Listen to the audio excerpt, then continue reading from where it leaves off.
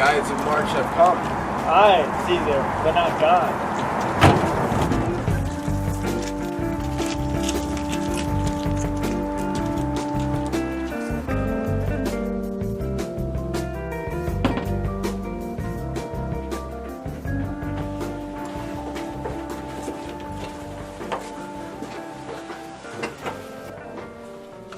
Hail, Caesar. Read the schedule. Trebonius, doth you all read this? At your leisure, vist his humble suit. O Caesar, read mine first, for mine's suit, that touches Caesar near. Read it, great Caesar. What touches us ourself shall be last served. Delay not, Caesar. Read it instantly. What? Is the fellow mad? Sire, give place. What urge you your petitions in the street? Come to the Capitol.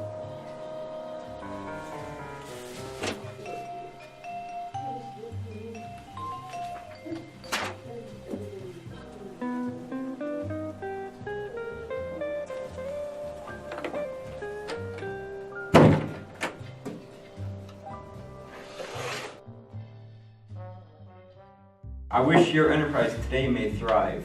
What enterprise, Populus? Very well, advances to Caesar. What said Populus Linnea? He wished day to day our enterprise would thrive. Fear our purpose is discovered. Look, how he makes to Caesar, mark him. Casca, be sudden, for we fear preventions.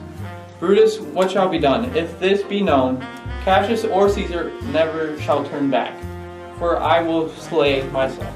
Cassius, be constant. Populus Linnea speaks not of our purpose. For look, he smiles, and Caesar doth not change. Trebonius knows his time, for look you, Brutus. He draws Mark Antony out of this way. Where is Metellus Cimber? Let him go, and present his suit to Caesar. He is addressed. Press near and second him.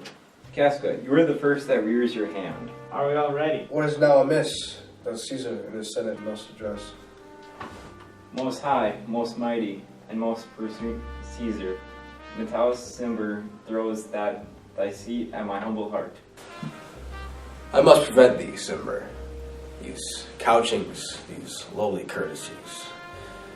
I must fire the blood of ordinary men, and turn these preordinance to first degree, into the law of children, but not fond.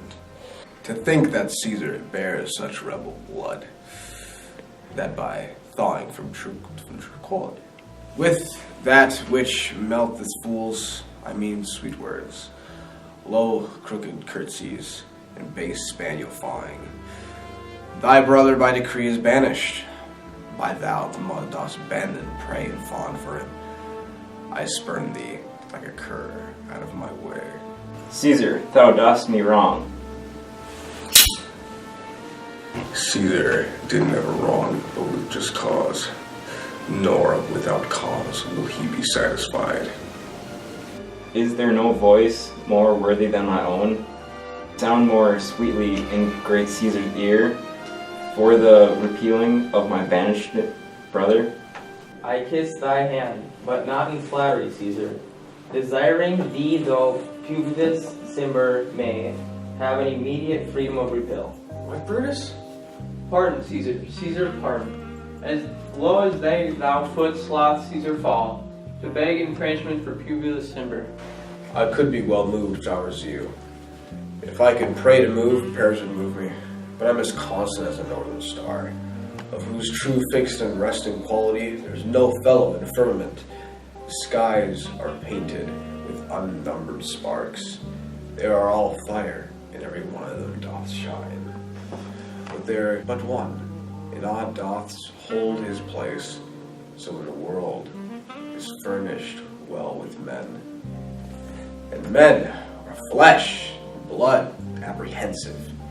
Yet in the number I do know but one, that unassailable holds on his rank, unshaken of motion, and that he, let me a little show it, even in this, that I was constant to Cimber, should be banished, and as constant do remain to keep him so. O Caesar, Hence, Wilt thou lift up Olympus? Great Caesar, Doth Brutus not boot like meal? speak hands for me.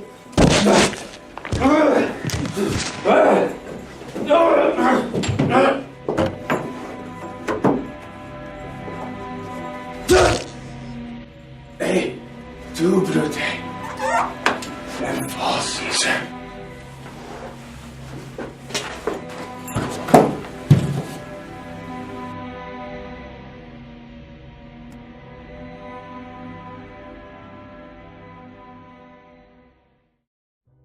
Liberty, freedom, tyranny is dead. Run hence, proclaim, cry about the streets. Some to the common peoples and cry out, liberty, freedom, and enchantment. People and senators, do not be frightened. Fly out, stand still, ambition's debt is paid. To the pulpit, Brutus, and Cassius too. Where's Publius? Here, quite confounded with this mutiny. Stand fast together, lest some friends of Caesar's should chance. Talk not of standing, Publius. Good cheer. There is no harm intended to your person, nor to no Roman else to tell them, Publius. And leave us, Publius, lest that the people rushing on us should do your age some mischief. Do so, and let no man abide this deed, but we the doers. Where's Antony? Fled to his house amazed. Men, wives, and the children stare, cry out, and run, as it were doomsday. Fates, we will know your pleasures. That we shall die, we know 'tis but the time, and drawing days out, that men stand upon. Why, he that cuts off 20 years of life cuts off many years of fearing death. Grant that, and then is death a benefit. So we are Caesar's friends, and that have abridged his time of fearing death. Stoop, Romans, stoop, and let us bathe our hands in Caesar's blood, up to the elbows, and besmear our swords. Then we walk forth, even to the marketplace, and waving our red weapons over our head, let us all cry, peace, freedom, and liberty. Stoop them and wash. How many ages hence shall this our lofty scene be coursed over, in states unborn and accents yet unknown? How many times shall Caesar's blood in sport, that now on Pompey's basis lies along, no worthier than this dust? So oft as that shall be, so often shall the not of us be shall, the men that gave their country liberty. What shall we for? Aye, every man away. Brutus shall lead, and we shall grace his heels, with the most boldest and best of hearts of Rome. Stop, who comes here? A friend of Antony's? Thus, Brutus, did my master bid me kneel? Thus did Mark Antony bid me fall down? And being prostrate, thus he bade me say, Brutus is noble, wise, valiant, and honest. Caesar was mighty, bold, royal, and loving. Say I love Brutus and I honor him. Say I feared Caesar and honored him and loved him. If Brutus was vouchsafed that Antony may safely come to him and be resolved, how Caesar deserved to lie in death. Mark Antony shall not love Caesar dead. So will a Brutus living, but will follow the fortunes and affairs of noble Brutus, thou of hazards and untrod state, which all true faith says. So says my master Antony. Thy master is a wise and valiant Roman. I never thought him worse. Tell him, so please him to come upon this place. He shall be satisfied, and by my honor, depart untouched. I'll fetch him presently. I know that we shall have him well to a friend. I wish we may, but yet I have a mind that fears him much, and my misgiving still falls shrewdly to the purpose. But here comes Antony. Welcome, Mark Antony. Almighty Caesar, dost thou lie so low? Are thy conquests, triumphs, spoils shrunk to this little measure? Fare thee well. I know not, gentlemen, what you intend. Who else must let blood? Who else is rank? If I myself, there is no hour so fit as Caesar's death hour, nor no instrument of half that worth as those your swords, made rich with the most noble blood all this world. I do beseech you, if you bear me hard, now whilst your purpled hands do reek and smoke, fulfill your pleasure, leave that 1,000 years. I shall not find myself so apt to die. No place will please me, so no means of death, as here by Caesar, and by you cut off. The choice and master spirits of this age. Anthony, beg not your death of us, though now we must appear bloody and cruel, as by our hands and our present act. You see we do, yet see you but our hands. And this the bleeding business they have done. Our hearts you see not, they are pitiful, and pity do the general wrong of Rome. As fire drives out fire, so pity hath done this deed on Caesar for your part. To our swords have leaded points, Mark Antony, our arms and strength of enmity, and our hearts of brothers' temper you do receive in you, with all kind love, good thoughts, and repentance.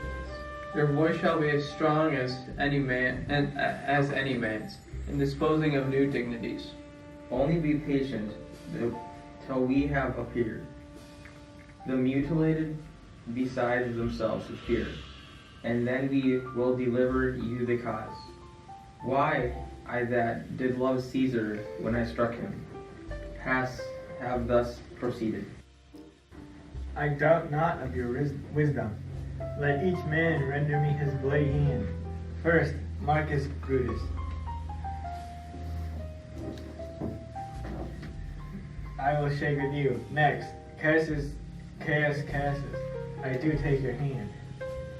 Now, Decius Brutus, yours. Now yours, Metellus. Oh, alas, what shall I say? My credit now stands on such slippery ground, that one of two bad ways you must conceive me. Either a coward or a flatterer. That I did love thee, Caesar, oh, 'tis true. If then thy spirit look upon us now, foes, most noble, in the presence of thy corpse.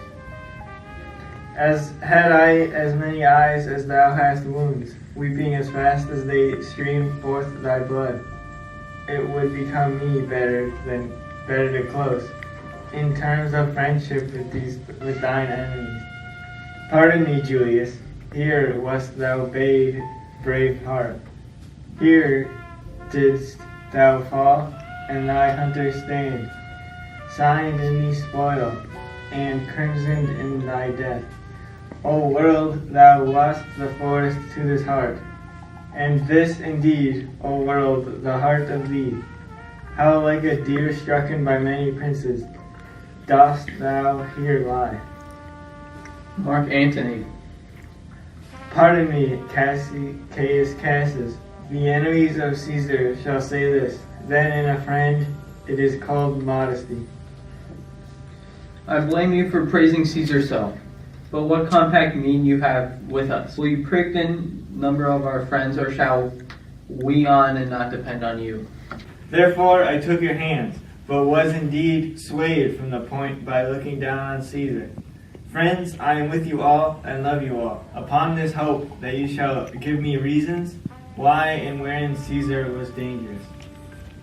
Or else where this is a savage spectacle. Our reasons are so full of good record, that were you, Anthony, the son of Caesar, you shall be satisfied.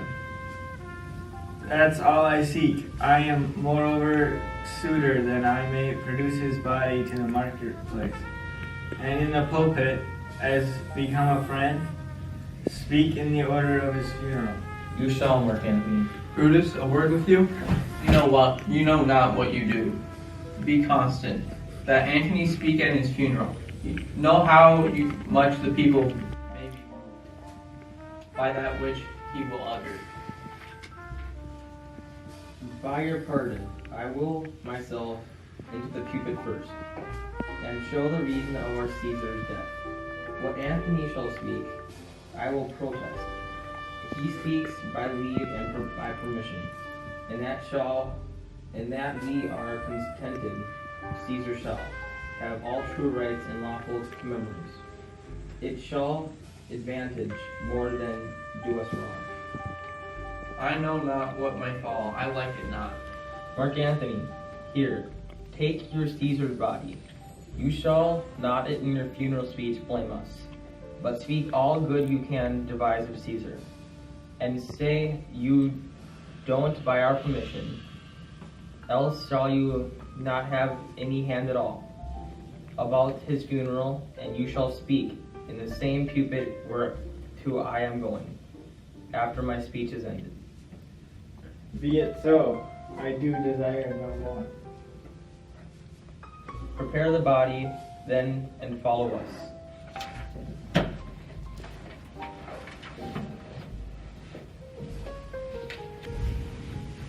Oh, pardon me, thou bleeding piece of earth, that I am meek and gentle with these butchers. Thou art the ruins of the noblest men that ever lived in the tides of times. Woe to the hand that shed this costly blood. Over thy wounds now do I prophesy, which like dumb mouths do open their ruby lips, to beg the voice and utterance of my tongue. A curse shall light upon the limbs of men. Domestic fury and fierce civil strife shall cumber all the parts of Italy. Blood and destruction shall be so in use, and dreadful objects so familiar. That mothers shall but smile when Caesar's spirit, raging for revenge, with 8 by his side, come hot from hell. Shall in these conditions with a monarch's voice cry havoc and let slip the dogs of war, that this foul deed shall smell above earth, which carrion men, groaning for burial, you serve Octavius Caesar, do you not? Will do, Mark Antony. Caesar did write for him to come to Rome. He did receive his letters and is coming, and bid me to say by words of mouth, O Caesar. Thy heart is big, get thee apart and weep. Passion I see is catching for mine eyes. Seeing those beads of sorrow stand in thine, began to water, is thy master coming? He lies tonight with 7 leagues of rum. Post back with speed, and tell him what hath chanced. Here is morning Rome, a dangerous Rome, no Rome of safety for Octavius yet. He hence and tell him so, yet stay a while. Thou shalt not back till I have borne this course. Into the marketplace there I shall try my oration, how the people take the cruel issue of these bloody men, according to the which thou shalt discourse to young Octavius the state of things. Lend me your hand,